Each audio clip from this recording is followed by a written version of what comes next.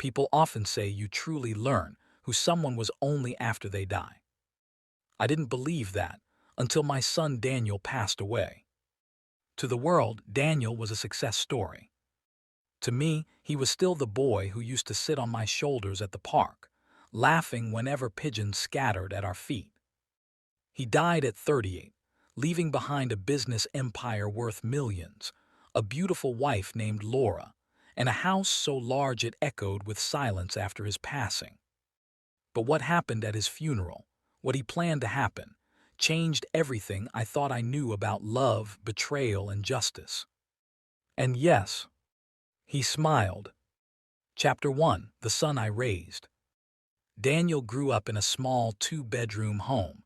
We weren't poor, but we were careful. Every rupee mattered. His mother passed away when he was 12, and from that day on, it was just the two of us. I worked long hours. Daniel learned independence early. He was sharp, always asking questions, always building something. At 15, he sold his first app to a local shop owner. At 25, he launched a tech company from his bedroom. By 30, he was a millionaire. By 35, he was married. Laura entered his life like a warm breeze. Elegant, well-spoken, always smiling. She came from money, which I thought made her confident, but later I realized it made her entitled. Daniel adored her. I worried quietly. Chapter 2: A Marriage That Looked Perfect. Their wedding was extravagant.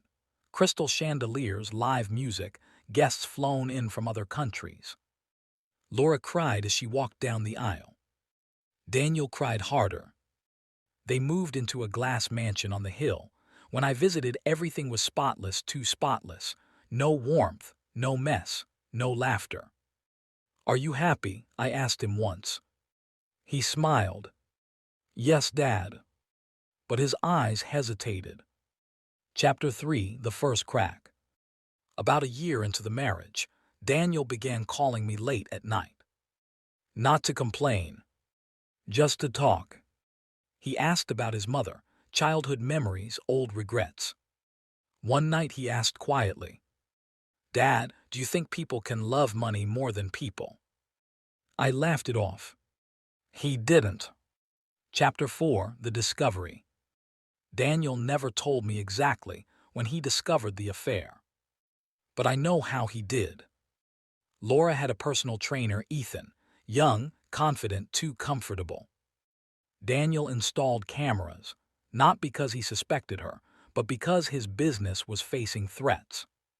One night reviewing footage, he saw everything. Not just betrayal, mockery.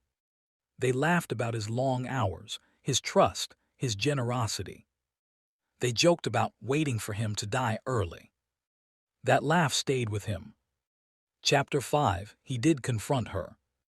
That's what shocked me most. Daniel said nothing. Instead, he smiled more, gave Laura more freedom, bought her gifts, took out new insurance policies. He started meeting lawyers. Quietly, carefully. Chapter 6: The Illness. 6 months later, Daniel collapsed during a meeting. Brain aneurysm. Sudden, severe.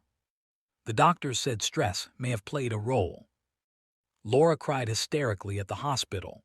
Ethan stood outside, pretending to be a concerned friend. Daniel survived 3 days. I sat by his bed the whole time. On the last night, he squeezed my hand.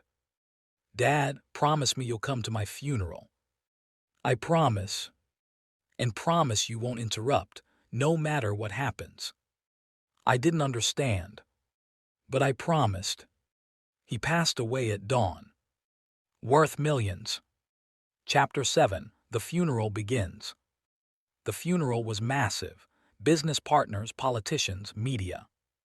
Laura wore black lace, perfect makeup, tears on cue. Ethan sat in the second row. I noticed Daniel's lawyer sitting quietly near the front. That was strange. Then the priest announced something unusual. Daniel left instructions. There will be a few speakers today. Laura nodded confidently. She didn't know. Chapter 8, The Wife Speaks. Laura went first. She spoke of love, loyalty, sacrifice. People cried. I clenched my fists. Then came a surprise. The next speaker, the priest said, is someone Daniel asked to speak personally. Ethan stood up. The room murmured. Laura froze.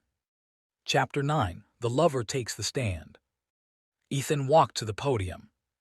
He cleared his throat. I didn't expect this, he said, voice shaking. But Daniel was a great man. Laura stared at him in horror. Ethan continued.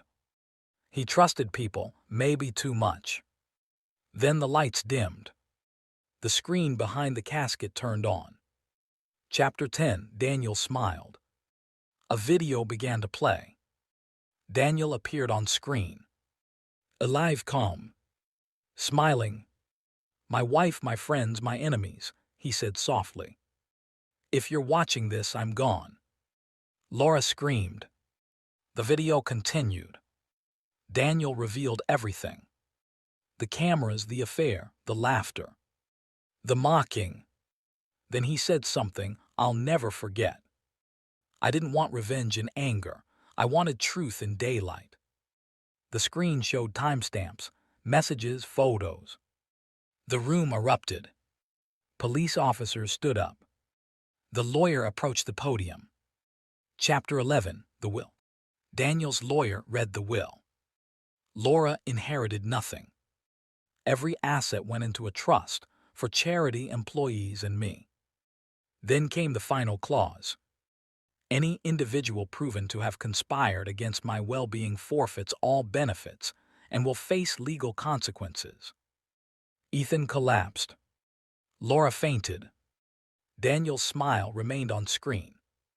Chapter 12, Aftermath. Laura was charged with fraud and conspiracy. Ethan lost everything. The media called it the funeral that exposed a lie. I called it my son's final lesson. Chapter 13, A Father's Goodbye. Months later, I visited Daniel's grave. I placed my hand on the stone. You were smarter than I ever knew, I whispered. A breeze passed through the trees. For a moment, I swear I felt him smile. Epilogue, the truth he left behind. Daniel didn't die angry. He died prepared. He didn't shout. He revealed. And that day at his funeral, when his wife's lover took the stand, my son had the last word.